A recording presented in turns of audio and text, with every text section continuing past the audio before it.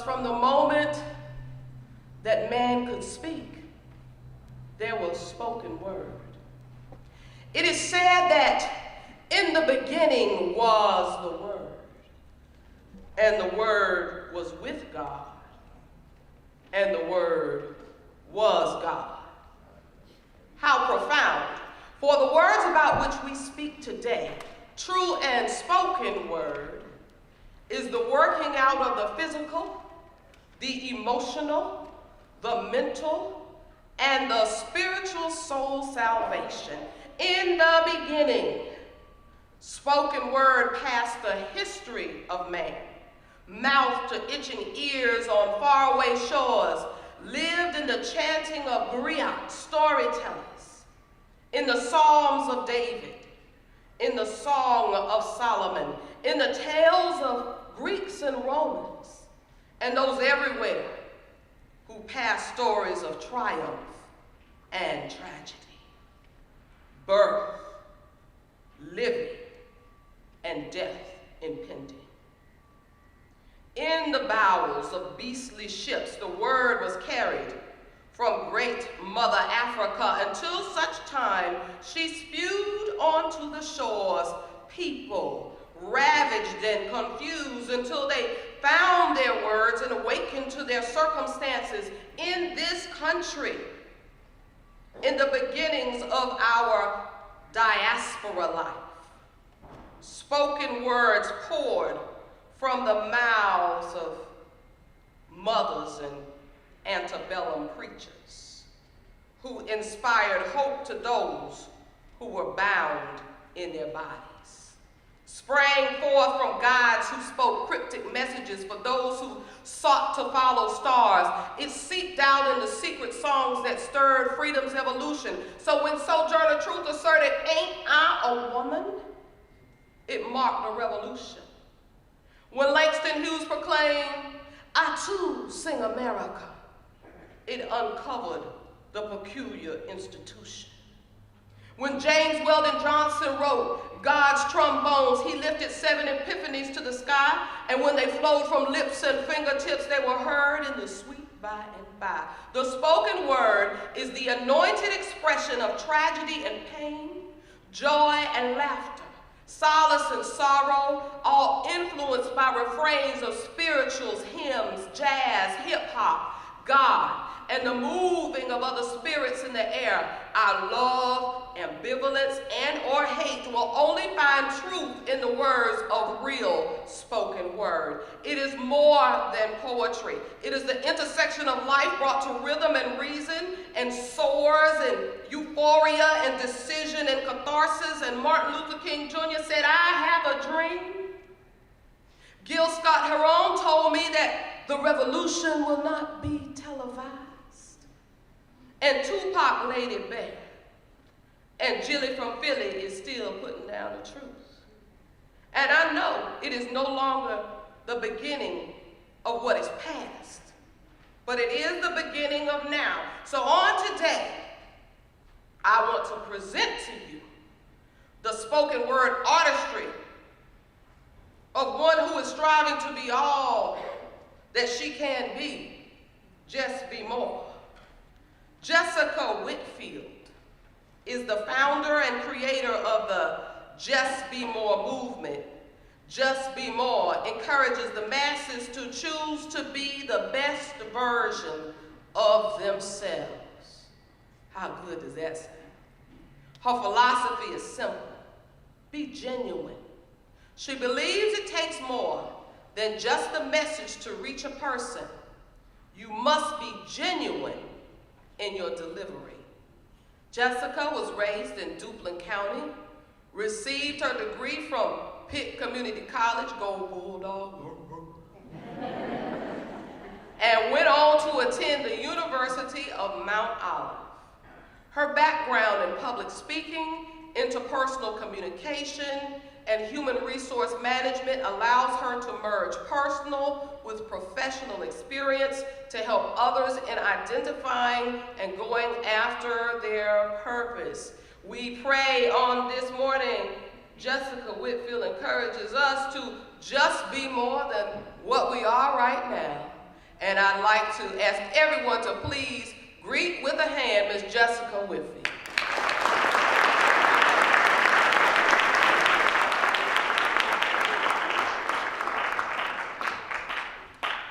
Wow. Thank you so much. I'm almost speechless as I stand here right now, Miss Darcy. But hey, y'all. How y'all doing this morning? As she said, I did graduate from PCC alum. I'm currently attending the University of Mount Olive. I also work there. So in the event, after you finish your career here, you wish to maybe attend University of Mount Olive, their director, Ms. Lita Ward, is right here. Wave your hand for the people, Ms. Ward. Also, I want to thank Travis so much for inviting me here for this opportunity. I really appreciate you. And before I start, I want to wish my sister a happy birthday. Hey, Stacy, happy birthday. Okay, so I'm just kind of going to jump right in. This poem that I wrote is mainly about the lessons that I learned when I was trying to find myself, find my purpose, and understand my why. You know, you go through a lot of different things on that road, and these are things that I learned, am learning, and still trying to continue to implement as I continue life. So it's called lessons. I stand here because I want you to hear me. You see, because I speak. My thoughts, they run a cappella, and I could never have anyone else speak for me. My predecessors, they sang to the heavens and they danced for the seas, shackled and chained so I could be the me that is me. I stand here before you, willing to share my history, sharing bits and pieces of me, because this is indeed my ministry. So while I talk, all I ask is that you listen. There is no passion in pretending to play small and living a life that is less than the one that you are capable of living. You see, those words were the ones that Nelson Mandela left for me, and they say, you gotta take the first step in life, whatever that looks like for you, you see, because nothing changes if nothing changes. And the only thing that changes behavior is change behavior. So you will only ever live the life that you decide to create for you. So while you stand still in your stagnation, please tell me, who is it that you're really choosing to be true to? Now I know sometimes when you're attending these institutions, it can feel like an institution. But when I think about it, I was never really a mental patient. When I think in hindsight, all I ever really needed was prayer, persistence, and patience. You see, you can never dismiss where your help comes from. That means it takes a different level of commitment to a higher to stay committed. Now, I'm going to repeat it to make sure that you get it. I said it takes a different level of commitment to a higher to stay committed. Now, if you're walking around here fronting, then we both know you're acting counterfeited, because when you begin to waver and straddle that fence on your commitment, well then no one is really benefiting. The law of attraction is a very real thing. Listen to me. I mean that means that you have to be careful of what you allow your spirit to entertain, because things that are not for you will want you. But you have to be mindful of whether they stay or whether they get pushed away. Hear me when I say that they don't deserve you, but while we're being transparent with one another, you already knew that, didn't you? Because if it feels off, it probably is. You see, when you're out here just trying to figure out your next move and play your position, there will be everything, obstacle in front of obstacle that will deter you from your mission. And you have to remember to trust your gut, your feelings, and your intuitions, because sometimes their intentions deserve your suspicion. And you will always know, because the energy will be off in their disposition. But like I said, you'll see their mouth moving, but your heart speaks to their intentions. And just remember, don't let your mind get fooled. Just remember that when you're dealing with them, to be mindful. Y'all, You can't get hung up on things that you never received. Things like lost apologies because the last time I checked for you to forgive never required them to say, I'm sorry. You have to decide to let go of the hurt, the anger, and the grief, because the heaviest person is never the heaviest. The bigger person is never the heaviest, sorry. Contrary to popular belief. Actually, they're almost weightless. You see, because they carry weightless, and now their life is filled with a whole lot less stress. And you can never be too prideful to ask for help, because if you knew better, you do better.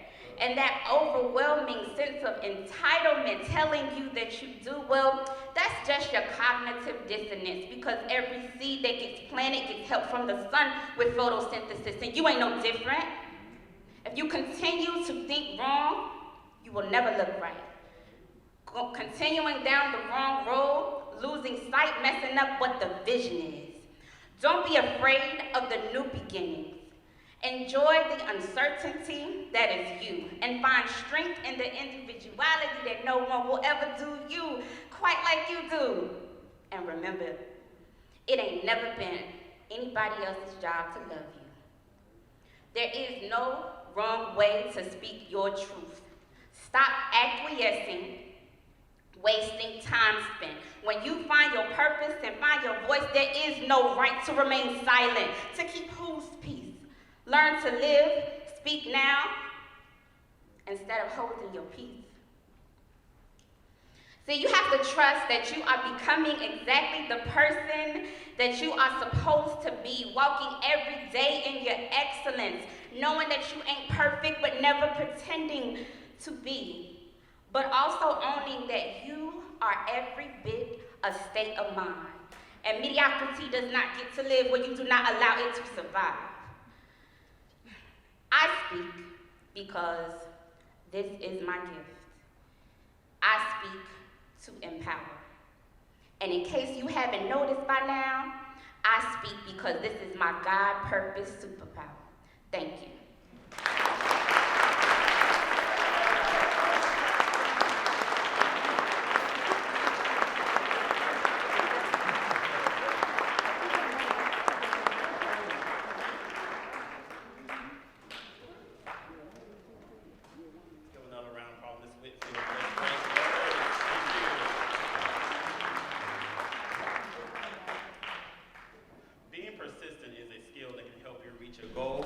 Get what you desire, and by means in which you assert yourself during difficult times. The application of persistence to any task, interaction, or goal is often what distinguishes between those who are successful and those who fail. Indeed, a lack of persistence or giving up too soon is one of the most common reasons for failure. Persistence is not something you do with external goals, but it's something you do internally. It's the fire that grows inside yourself until it becomes bigger and bigger. Then everything you touch feels your magic, feels your presence, your power, and your persistence. It is the persistence that comes with preparation. Our guest speaker, Tawanda Steinberg, has been in banking for over 22 years. She has been employed with HSBC Bank North America and currently serves as the Vice President, Market Leader 5 in Greenville, North Carolina. And she's here today to share her take on persistence and reaching your goal. Please welcome Ms. Tawanda Steinberg.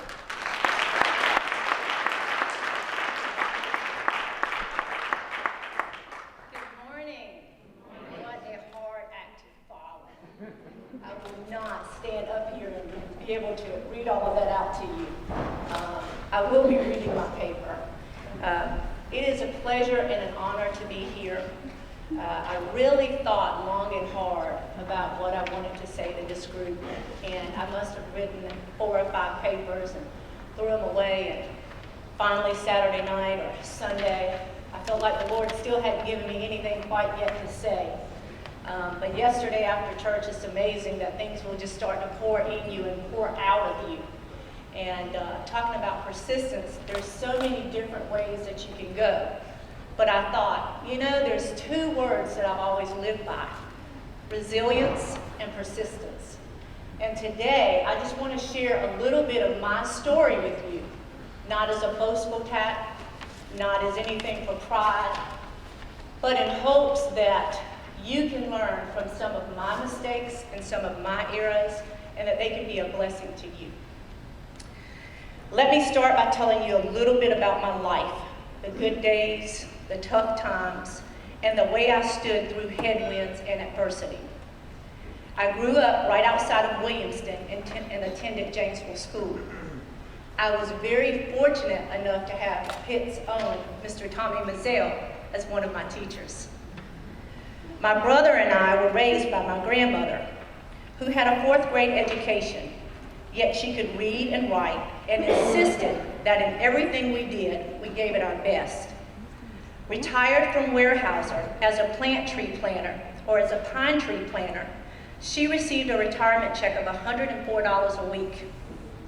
We lived in a traditional brick FHA-style ranch home with a mortgage payment of $98 per month. You guys do the math there. I grew up, like most in the area, on a tobacco farm, where I spent most of my summers priming tobacco, raising money to buy clothes and also to take the extras to help my family pay with bills. At 13 years old, my life was significantly impacted when my grandmother was diagnosed with breast cancer. From this moment, my life would be difficult, and although I was a teenager, I would now be forced to take on some roles as an adult, which I didn't feel like I was ready to handle. But ready or not, I had to face these challenges head on and be persistent for my family. This was the starting point in life where I had to make a decision of whether or not I gave up or pushed through. However, I knew that it was important for me to be there for my younger brother. During these times, I faced other challenges that most don't. As a middle schooler, I quickly learned how mean kids were. Today, we call kids that are mixed, in my day, it was mixed. Today, we call them biracial. Being one of 2 biracial children in our entire school was tough. Kids would often use mean and hateful words to attack me. Words like zebra, half-breed, red bone, yellow were just a few. These words, even today, have a piercing scar on my heart and mind. As I grew up, I became more tolerant and accepted that I was different, yet it still weighed on me every day. At 16, I became pregnant and would go into labor on the night of my grandmother's funeral. I delivered a baby girl, and now things were really about to take on more of a challenge, obstacles, stereotypes, and a world of the unknown. At this point, I had to decide if I would finish school, quit, or push through these headwinds. I decided to finish school. I graduated, but not the top in my class by any stretch of the imagination. As a matter of fact, I had to go to summer school for algebra that year to graduate. I knew that from this day forward, I would have to stop and think about my actions, as it was just not me alone, but now I was a mom. Okay, so now I've graduated. What next? I would work 2 jobs, Belo from 4 o'clock to closing, and McDonald's from 9 to closing, to provide for my daughter. My brother and aunt would help me with babysitting. At this point, the world says that what's around you will determine who you are and what you become. Not so. Statistics would say that based on your upbringing, you're not supposed to do anything more and be limited by your environment. So, that meant that I would be a single mom, unwed, no education, in poverty, dependent on the government to take care of me, and potentially have more children out of wedlock. However, what's around you doesn't determine what's in you. I was made for more. During these times, I learned not to put a question mark where God has placed a period. I learned during these times that you can come out bitter, or better, but only you can choose your destiny. When my daughter was 9 months old, I met my husband Mark, and we were married, and soon after had another daughter. Today, we have 2 beautiful daughters. One just finished her master's degree at East Carolina, and the other one's still in college. As Mark and I started our lives together, things were not always easy.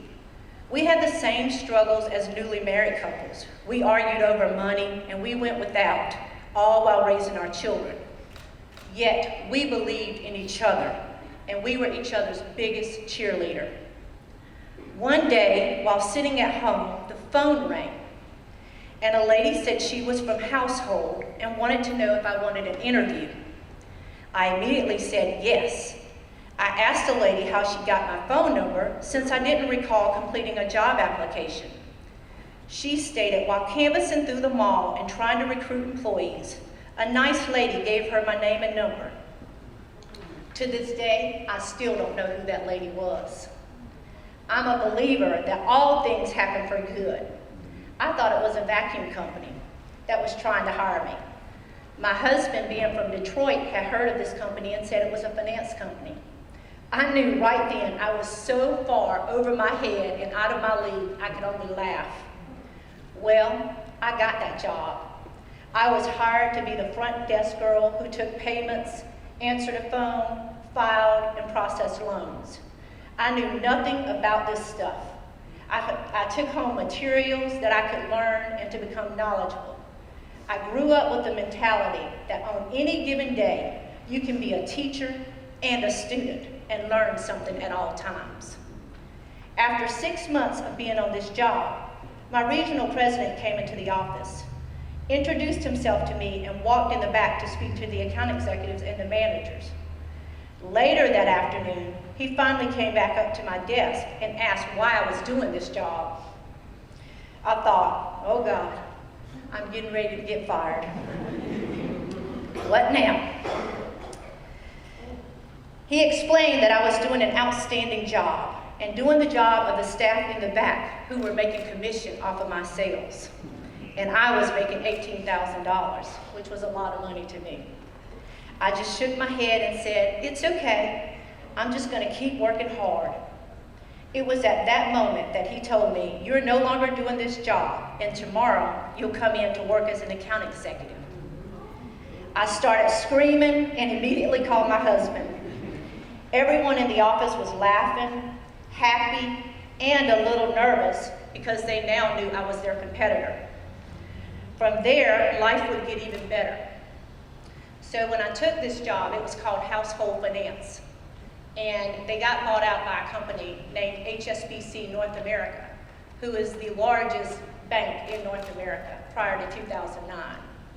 So I was on this job for 6 months, and I'm gonna kind of go through it because God is good. And if you apply yourself, there is nothing that you can't do. So I'm gonna tell you a little bit about the successful career path that I had. Not to boast and not to brag, but to help inspire you.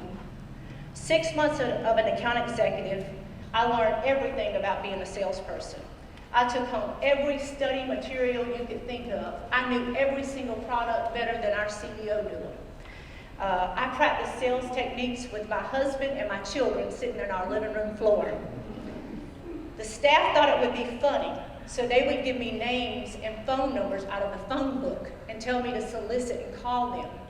And as I called the clients, they would laugh and giggle. But what they didn't know was this was only a tool to make me better.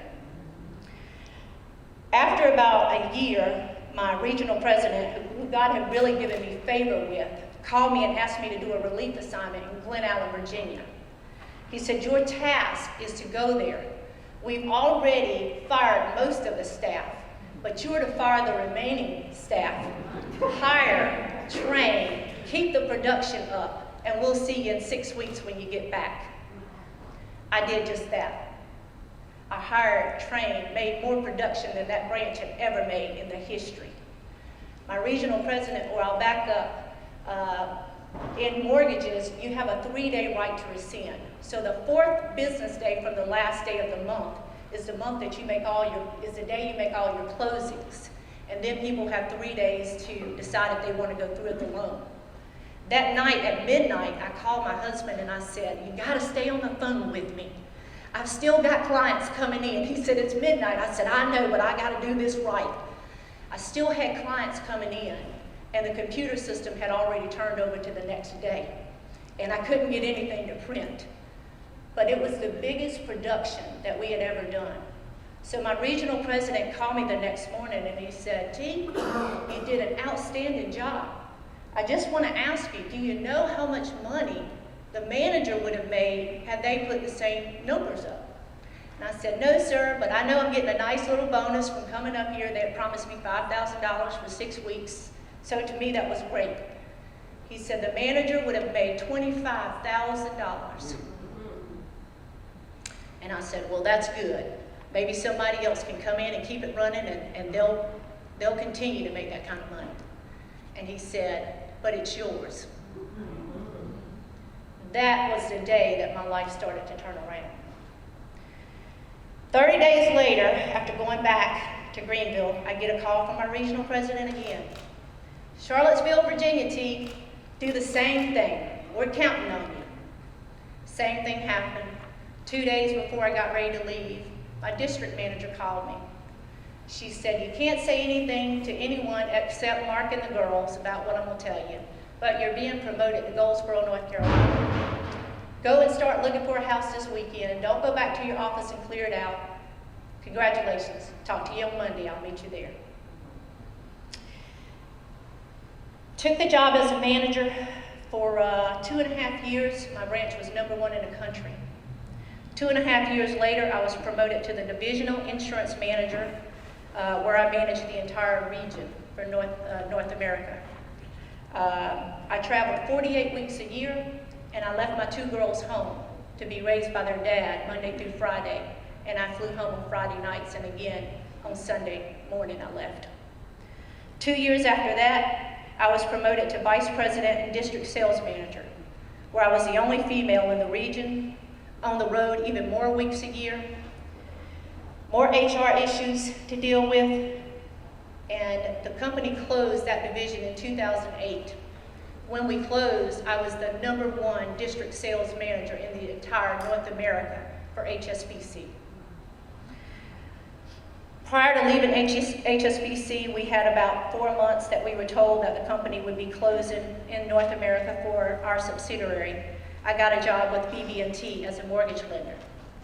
Now you have to know that this put me about 4 steps back. I went from managing a team of over 100 and 150 mortgage lenders to now being a mortgage lender myself, making a commission or making a salary of $2,500 a month, where I was receiving over a $200,000 a year income. Persistence. I've been at the Greenville, Maine office of BB&T for 8 years, where I'm the vice president and financial center leader 5 there. In those 8 years, you have had to have been persistent. At this point in my career, growth is #1 on my mind. However, I know that this is God's plan and this is where He wants me to be, so I'm here. For the last 4 years, all while working, being a mom, being a wife, I've also been attending school to go back and get my bachelor's degree. This May, I will graduate.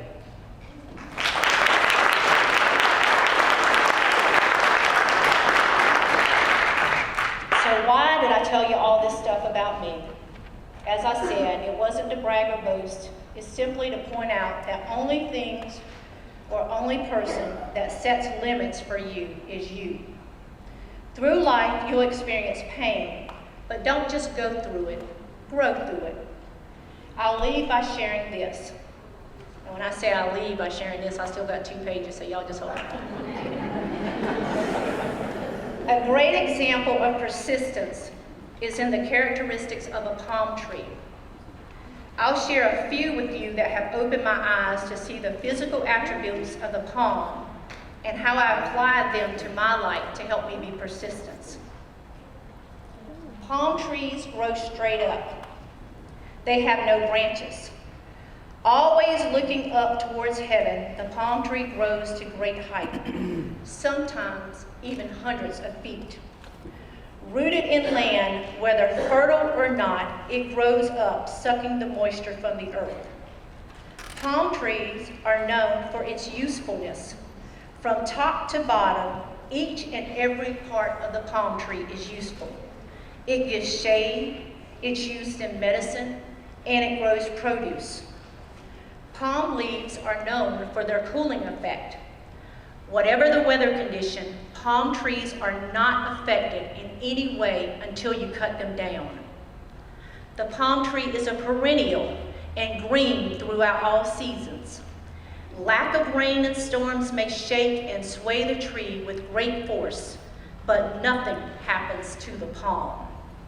It is impossible to graft a palm tree into another palm tree. If so, it will die. Palm branches were carried as tokens of victory and used for triumphant marches. Palm trees have a very acute sense of finding water resources. Its roots go deep to find out water in dry places. Even in a desert filled with hot sand, the palm tree survives bearing the scorching heat of the sun. During a hurricane, winds can exceed 100 miles per hour. We have seen the damages and devastation of properties and trees. When compared to the native trees here, like pines, oaks, magnolias, and Bradford pears, the palm will still be standing. The palm tree traces back as far as the Bible. It was created to serve multiple purposes. The palm demonstrates its persistence and ability to survive adversity and destruction and come back stronger after the beating of wind and rain. The palm was made to withstand the storm. Through the storm, the palm is able to bend almost all the way over until the top reaches the ground without breaking. This tree can take 4 to 5 hours of wind beating against it. However, when the wind dies down and you see the devastation of uprooted trees, split Bradford pears, and other damages, yet the palm tree has survived and is gaining strength, shaking off debris. Roots are starting to expand and be stretched with more power than prior to the storm. The branches begin to rise straight back up towards the sun. Pushed over and bent all the way to the ground temporarily, and in pain it might have been, but it stands back up, stronger, taller, and with more strength than prior to the storm. Our lives, just like the palm tree, can endure the harsh winds of the world. We go through some difficult times so we can become stronger when the storm has passed over. Keep in mind that what you went through will help someone else get through. Stay focused and looking up towards the sky. Know that the storm may cause pain and bend you over, but you will not break. Know that when the sun shines, you are now stronger, taller, your roots have been stretched but not bent, your water supply has been renewed, and you will be victorious. So when trouble storms blow and winds are beating against you, and you start to rekindle the feeling of you can never be better than what's around you, look up, shake off the junk, renew your strength, be persistent, and still stand. Thank you.